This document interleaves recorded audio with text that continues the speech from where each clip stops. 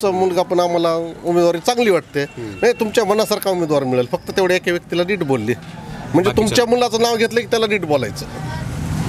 बाकीच्या उमेदवारी मागितली, आता उमेदवारी मागितली ना, तुमचं काय खरं आहे, तुम्हाला कोण मतदान करेल ते कोण म्हणलं? आप्पा स्वतः म्हणत उगा म्हणू नका बरं का, काँग्रेसमध्ये आला हो का, तसं नाही तसं नाही आमच्या Direct म्हणले, तुमचं काय खरं आहे? हो तुम्हाला एका आता जी एका उमेदवारीची आम्ही शिफारस केली ती दुसऱ्या शेतावर कब्जा करणारा माणूस त्याला कोण मतदान करेल म्हणली.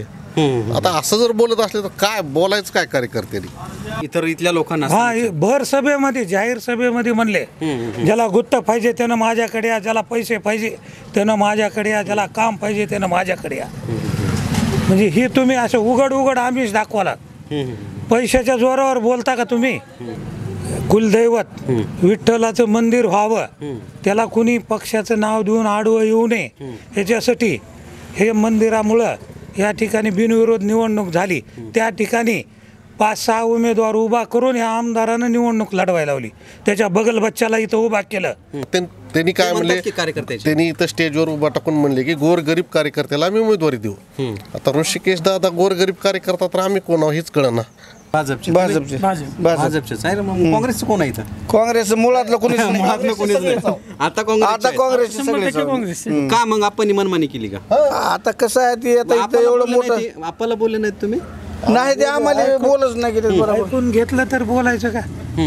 तोंड उघडण्याच्या आधी जर फायरिंग चालू झाली तर बोलायचं कसं? नमस्कार, मी चंद्रकांत आणि तुम्ही पाहताय जनमंतकचा हा विशेष कार्यक्रम, जे की आत्ता जिल्हा परिषद आणि पंचायत समितीवरती आपण बोल बिंदास हा कार्यक्रम घेतो आहे. आपण प्रत्येक जिल्हा परिषद संघामध्ये जातो आहे, तिथल्या लोकांच्या प्रतिक्रिया जाणून घेतो आहे आणि त्याचबरोबर पक्षांचं काय सध्या वातावरण आहे किंवा त्यांना कसा रिस्पॉन्स आहे या संदर्भामध्ये आपण त्याची चर्चा करतो आहे.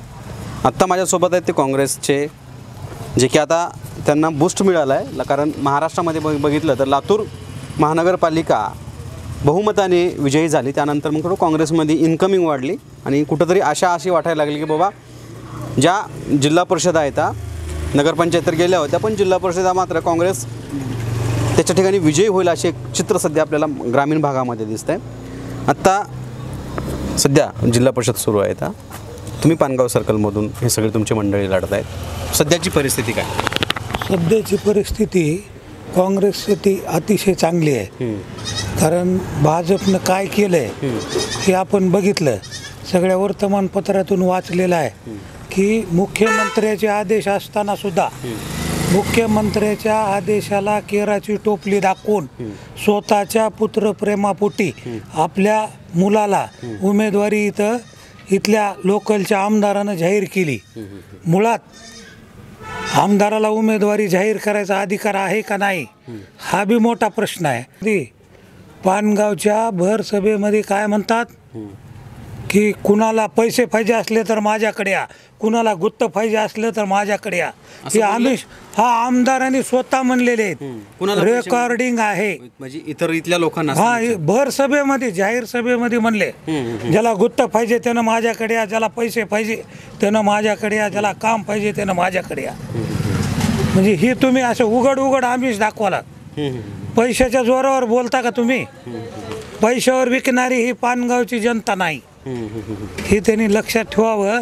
आणि येत्या 5 तारखेला ही जनता दाखवून देणार आहे की आम्ही कुणाच्या पैशाला बळी पडणार नाहीत, आम्ही विकासावर मत देणार आहेत. आमचे जे उमेदवार आहेत हे कोरी पाटी आहे, गावामध्ये त्यांनी काम केलेलं आहे. आता मागची निवडणूक बिनविरोध झाली, कशामुळं झाली? ग्रामपंचायतची निवडणूक बिनविरोध. या गावातलं कुलदैवत विठ्ठलाचं मंदिर व्हावं, त्याला कुणी पक्षाचं नाव देऊन आडवं येऊ नये याच्यासाठी हे मंदिरामुळं या ठिकाणी बिनविरोध निवडणूक झाली. त्या ठिकाणी 5-6 उमेदवार उभा करून या आमदारानं निवडणूक लढवायला लावली. त्याच्या बगल बच्चाला इथं उभा केलं आणि एवढं मोठं 12,000 मतदारसंख्येचं गाव बिनविरोध निघत असताना 5-6 ठिकाणचे 6 ठिकाणी उमेदवार उभा केले. आम्ही 5 उमेदवार पराभूत करून दाखविले. तुमचा राग स्वाभाविक आहे. मला आपण मूल मुद्द्यावरती येऊयात. आम्ही जसं बघतोय पानगाव मोठं सर्कल आहे, माझ्या मते 12 वाड्याचं काहीतरी हे ग्रामपंचायत आहे आता नाही. आहे आताही आहे. नाही ग्रामपंचायतला दोन एकच गाव आहे इनामवाडी. आता झाले सेपरेट. आधी 12 वाड्याचं. आज बी 11,200 मतदान आहे. 17 सदस्याचं गाव आहे आपलं. मग काय मला सांगा, या अगोदर भाजपची सत्ता या ठिकाणी होती. आता तुम्ही म्हणताय की आम्हाला थोडंसं प्रोत्साहन जास्त आहे किंवा प्रतिसाद जास्त आहे. एकूणच भाजपनं पानगाव शहराचा विकास केला की मग मंदिर आणलंय, रस्ता बांधलाय म्हणे. नाही, भाजपमुळं नाही, ही गावच्या एकीमुळं आहे. आणि गावचं म्हणणं होतं की गावचा उमेदवार राहावा. आज गोपीनाथ मुंडे साहेबाला मानणारे गाव, 12,000 मतदारसंघाचं मतदान असलेलं गाव, या ठिकाणची लोकलच्या लोकांची उमेदवारी होती की आमच्या गावात कुणी कॅपेबल नाही का, आमच्या मतदारसंघात कुणी कॅपेबल नाही का, आम्हाला उमेदवारी द्या. त्याच पक्षाचं ना. भाजपला उमेदवारी मागत होतो. मला सांगा, तुम्ही काय विजन घेऊन उतरलात पानगावमध्ये? पण ठीक आहे, भाजपनं आपण धरूयात की विकास केला नाही, पण तुमचं काय विजन आहे? त्यांनी उमेदवार कुठून मागविला? तालुक्याच्या बाहेरचा उमेदवार आहे, त्यांना तिकडे मतदारसंघ नाही. पुत्र आहेत ना. नाही, पुत्र असू द्या ना, पुत्राला तिथं पुत्राचं गाव आहे ना, तिथलं मतदारसंघ आहे, तिथला आजूबाजूचा मतदारसंघ असेल ना. इथं आमच्यावर का अतिक्रमण करायचं पैशाच्या जोरावर ना? पैसा इथं चालणार नाही, आम्ही चालू देणार नाही. हीच काँग्रेसचं विजन ही आहे की काँग्रेस ही काय करणार विचार आहे. पानगावसाठी काय करणार काँग्रेसवाला? पानगावसाठी उगते महानगरपालिकेत तुम्हाला विजय मिळाला म्हणून तुम्ही असं जोशात येऊन असं वाटतं? अभ्यास करून आराखडा तयार करून हां. काय आता पुढच्या महिन्यात 20 महिन्यासाठी ग्रामपंचायत ही काँग्रेसच्या ताब्यात आहे. आम्ही एक आराखडा तयार करून गावचा विकास आणि विकासच करून दाखविणार. या ठिकाणच्या समस्या जी आहेत, इथला कचऱ्याचा प्रश्न असेल, इथला नाल्याचा प्रश्न असेल, रोडचा प्रश्न असेल, लाईटचा प्रश्न असेल, इथला अजून पिण्याचं पाणी येत नाही लोकांना स्वच्छ. पिण्याचं पाणी ते शासनाचा प्रश्न होता, महाराष्ट्र शासनाचा. या ठिकाणचं जे फिल्टर आहे ना, ग्रामपंचायत किती करू शकते? नाही, ग्रामपंचायतचं बोलला मी, स्थानिक प्रतिनिधीचं काम नाही काय? आमदारचं काम आहे ना ते. तुमचे आमदार होतेच की मग, तुमचे आमदार नाही, भाजपचे आमदार आहेत. आज भाजपचे आमदार आहेत, त्याच्या आधी बी 3 वर्ष होते ना भाजपचे आमदार. ती म्हणतात ना मी कोट्यावधी रुपये आणले, कुठं आणले, काय केलं हे बी दाखवावं. आणि कुठं आमदार फंड वाटला असला तर आमदार फंड वाटण्यासाठीच आहे ना.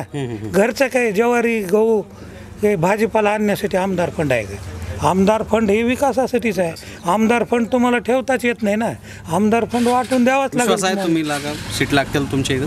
100% काँग्रेसची सीट लागणार. दोन्ही पंचायत समिती आणि जिल्हा परिषद. फक्त आता किती मतांना लागणार? किमान 5,000 मतानं ही काँग्रेसची सीट लागणार म्हणजे लागणार. तुम्ही फार म्हणजे कधीपासून आहात काँग्रेसमध्ये? आता नवीनच. नवीन म्हणजे भाजपमधून काँग्रेसमध्ये कधी केला पक्षप्रवेश? 1 महिना झाला. मग ते महागालच्या त्या ह्याच्यामध्ये होतो का तुम्ही? ते काहीतरी नाराज 100 लोकांमध्ये काहीतरी तुम्ही होतात. हो. का बरं बदलला पक्ष? बरा होता की तिकडे गल्लीपासून दिल्लीपर्यंत? गावातला उमेदवार आम्हाला पाहिजे होता. गावातल्या इथल्या उमेदवारीसाठी आम्ही पक्ष बदलला. बाहेर मतदारसंघातला उमेदवार कसा चालेल? इथं आम्ही कार्यकर्ते मुंडे साहेबापासून होतो. मग आमच्या कार्याला काही महत्त्व द्यावं लागेल ना. लोकलच्या कार्यकर्त्यासाठीच हे असतं जिल्हा परिषद पंचायत समिती. नेते बी म्हणतात की कार्यकर्त्यांची निवडणूक. नाही, नेत्यांनी म्हणावं का? त्यांनी काय म्हणले? त्यांनी इथं स्टेजवर उभा टाकून म्हणले की गोरगरीब कार्यकर्त्याला आम्ही उमेदवारी देऊ. आता ऋषिकेश दादा गोरगरीब कार्यकर्ता तर आम्ही कोण आहोत हेच कळना. त्यांनी म्हणली होती तर गोरगरीब कार्यकर्त्याला आम्ही उमेदवारी देऊ. प्रामाणिक एकनिष्ठ असलेल्या कार्यकर्त्याला उमेदवार इथल्या कार्यकर्त्याला द्या ना. आम्ही साहेबापासून असं बी आता हे म्हणलं सर का मग नसेल तेवढा ना, म्हणजे दावेदार चांगला नसेल ते उमेदवारीचा. त्यांना पुत्रप्रेम जर झालं धृतराष्ट्रासारखं, मला दुर्योधनच चांगला वाटलेला म्हणलं काय करा आता, त्याला इलाज आहे का आमचा तरी? आता त्यांना 100% जर ती कुंडीच चांगला दिसना झाला तर त्याला इलाज नाही. किती वर्षापासून भाजपमध्ये होतो? आता आम्हाला जसं कळतं तसं. एवढ्या वर्षानंतर हो. तरी बदल केला का? त्यांच्यामुळे बदल केला, आमदार साहेबांमुळे बदल. त्यांना पुत्रप्रेमापलीकडे दुसरं काही दिसत नाही. प्रश्न आता फार भाजपची फार एक प्रणिती असते, एक नीती असते. आता मुख्यमंत्र्यांनी म्हटलं की बाबा घराणेशाहीला म्हणजे उमेदवारी देणार नाही. आमदारांना मनमानी कारभार केला काही? मनमानीच कारभार किंवा आता ते तुम्हालाच ओळखून घ्यावं लागेल ना. ते बरोबर आहे ना. आता ते सांगतोय नाही, आता त्यांनी सांगितलं सगळं झालं. आता अजून डिक्लेअर नाही उमेदवार कोण आहे. आजूबी नाही ना त्यांनी. अजून बी नाही नाही ना, त्यांची अजून गोंधळच चालू आहे. गोंधळात चालू म्हणजे नाराज आहेत. नाराज आहे. पानगावकर नाराज आहेत का फक्त तुम्ही? नाही, अख्खा मतदारसंघ नाराज आहे. अख्खा मतदारसंघ नाराज आहे. नाही, दुसऱ्या मतदारसंघातला उमेदवार आले मतदारसंघ नाराज राहणार. आणखी दुसरा एक प्रश्न मला जाणीवपूर्वक विचारायचा. या अगोदर भाजपची सत्ता होती, म्हणजे तुमची होती, म्हणजे भूतकाळातली तुमची होती. काय केला विकास पानगावचा तुम्ही? सांगायचं सर का म्हणलं तर अजून तर काही दिसेना. कुठलं आमचा बर्दापूर रोड कमीत कमी आज 4-5 वर्ष झालं ते रस्ता नाही. टेंडर एक होतं, ते टेंडर कॅन्सल करा म्हणून आम्हीच पाठपुरावा केलता, तरी आमदार साहेबांनी अजून ते टेंडर सुद्धा कॅन्सल करणं झालं नाही. तुम्ही वाटलं तर ऑफिसला जाऊन माहिती काढू शकता. ते कॅन्सल झालं तर त्याच्यावर दुसरं बजेट पडेल ना. तो गुत्तेदार वारला, दुर्दैव. ते जर असता तर तो रोड झाला असता. नाराजगी शिराळकर जे होते ना, त्यांना टेंडर होतं, ते वारले. ते कॅन्सल करून दुसरं बजेट टाकून पालकमंत्री 82 मंत्री आहेत, ते करता आलं असतं. नाराजगी आमदारांना भाऊ 100% भावणार किंवा तर दिसूच लागलं की चित्र. होय, तुम्ही कधीपासून काँग्रेस आपल्याला नाही बोलायचं. अहो या इकडे काँग्रेसचे आहो का पण? काँग्रेस हा, मग कधीपासून काम करता काँग्रेसचं? आता ह्या 2 महिने झाले एंट्री केली इकडे. तुम्ही भाजप पहिले मुंडे साहेबाची गाडी ढकलली. अरे बापरे. तेव्हापासूनचा कार्यकर्ता आहे मी. हा, म्हणजे आधी भाजप, आता म्हणजे हे जोडीदार आहेत का? पहिल्यापासून भाजप, आम्ही सगळेच पहिल्यापासून भाजप. हा, तुम्ही आता भाजपचे? हा तुम्ही शिवसेनेचा शिवसेनेचे होते का तुम्ही? आणि तुम्ही भाजपचे? भाजपचे. भाजप. भाजपचेच आहे रे. मग काँग्रेसचं कोण आहे इथं? काँग्रेस मुळातलं कोणीच नाही. मुळातलं कोणीच नाही. आता काँग्रेस आता काँग्रेसचे 100% सगळे. काँग्रेस. का मग आपण मनमानी केली का? आता कसं आहे ते आता इथं एवढं मोठं आपल्याला बोलले नाहीत तुम्ही? नाही, ते आम्हाला बोलच नाही केलं बरोबर. ऐकून घेतलं तर बोलायचं का? तोंड उघडण्याच्या आधी जर फायरिंग चालू झाली तर बोलायचं कसं? मी कुण्या पक्षाचा नाही बरं का, म्हणजे तुमचे गेला म्हणून नाही, पण आम्हाला बोलले नाहीत का असं? नाही. ऐका ना, कार्यकर्ते गेलते त्यांच्या तोंडून सांगतील काय म्हणले मग? काय बोलले? उमेदवारी मागितली. आता उमेदवारी मागितली ना, तुमचं काय खरं आहे?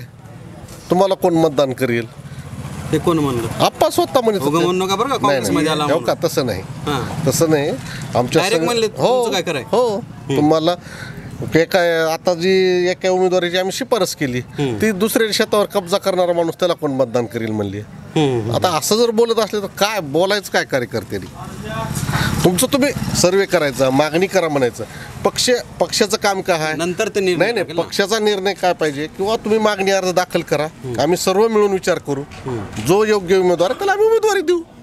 पानगावात भाजपमध्ये 2 गट फक्त एकच होतं. आमच्याकडे एक पत्रकार तुम्हाला माहित असतील, सुधाकर फुले, त्यांनी म्हणले आपा दादाला उमेदवारी तुमच्या मनासारखा उमेदवार मिळेल. मग काय समजायचं दुसऱ्यानं?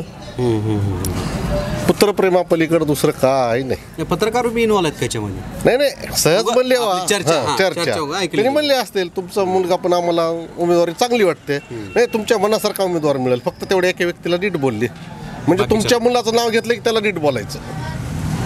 बाकीच्या असं कसं जमल? तरुण आहेत तुम्ही, भाजपमधून आलात. तरुणाचं राजकारण फार चर्चेत असतं, कारण आता देशाचंच भविष्य तरुण आहे. मी तरुण आहे, तुम्ही तरुण आहे. थोडं असं का बदला वाटलं? आप्पाचे गल्लीपासून दिल्लीपर्यंत सत्ता आहे भाजपची. तुम्हाला पद भेटला असतं की एखादा? सत्ता असून काय उपयोग आहे? सत्ता असली काय नसली काय, कार्यकर्ताच असतो. कार्यकर्त्याच्या मनाच्या जर विरोधात कुठली गोष्ट होत असेल तर काय अर्थ नाही. आता 12,000 मतदाराचं गाव आहे पानगाव. इथं मिनिमम 7,000 लगबगीत ओबीसी समाज आहे. ओबीसी पुरुषला जागा सुटलेली असताना जर बाहेरचा उमेदवार आणून इथं लादला गेला, बाहेरचा म्हणता येत नाही कारण त्यांचे मुलगा आहेत ना. बाहेरचं म्हणजे ह्या मतदारसंघाच्या बाहेरच ना, जिल्हा परिषद मतदारसंघाच्या बाहेरचा म्हणजे त्याच्या बाहेरचा. बाहेरचा. रॅली काढली, रोड शो केला गावात, 10-20 गाड्या घेऊन रोड शो. ती बी बाहेरगावच्या, पानगावच्या नाहीत. पानगावच्या 1-2-3 गाड्या असतील. नाही, मी पण जाताना भेटलं ना, ते JCB वगैरे फुलं उधळली. कार्य काहीच नाही त्यांचं. फक्त आता आमदाराचे चिरंजीव असल्यामुळं उमेदवार राहिलेले आहेत सध्या. तर बघू आणखीन काय चित्र परिस्थिती. आणखी बरंच आहे. हां. बघितलं तर आपण पानगाव शहरामध्ये आहोत. आपण प्रत्येक पक्षाच्या प्रतिक्रिया घेतोय, एकूणच त्यांच्या भूमिका काय आहेत. पण आता हे दोघं तिघं जर मंडळीत राहतात, आता त्यांनी पक्ष बदललेला आहे. इथंच नाही तर भारत आपल्या पूर्ण महाराष्ट्रामध्ये सगळं पक्षांतराचं चालू आहे. पण इथं उघड जी नाराजगी आहे, ती सगळ्यात मोठी नाराजगी जी आहे ती ही पाहायला मिळाली की आपल्याला की इथं निष्ठावंतच म्हणता येईल ना आपल्याला. हां, निष्ठावंतांना डावलून जे अनेक वर्ष भाजपमध्ये कार्यकर्ते म्हणून काम करत होते, अपेक्षा असतात की स्थानिक स्वराज्य संस्थेमध्ये निवडणुकीमध्ये आम्हाला कुठंतरी जागा मिळावी, कुठंतरी जनतेपुढं जाण्याची किंवा लोकप्रतिनिधी म्हणून आम्हाला काम करण्याची संधी मिळावी अशी एक कार्यकर्त्याची आशा असते. ह्या निवडणुकाच मुळात कार्यकर्त्यावरती राहतात, ग्राउंड लेवलवरती राहतात. पण तसंच चित्र मात्र पानगावमध्ये दिसत नाही. भाजपमध्ये नाराजगी दिसते. काँग्रेसवाल्यांचं असं म्हणणं आहे की आता आम्हाला जसं महानगरपालिकेमध्ये विजय मिळाला त्याच पद्धतीनं आम्हाला विजय मिळेल आणि आम्ही नक्कीच पानगावचा विकास देखील करू, असं त्यांचं म्हणणं आहे. एकंदरीत बघत राहा जनमंतकचा हा विशेष कार्यक्रम बोल बिनधास्त.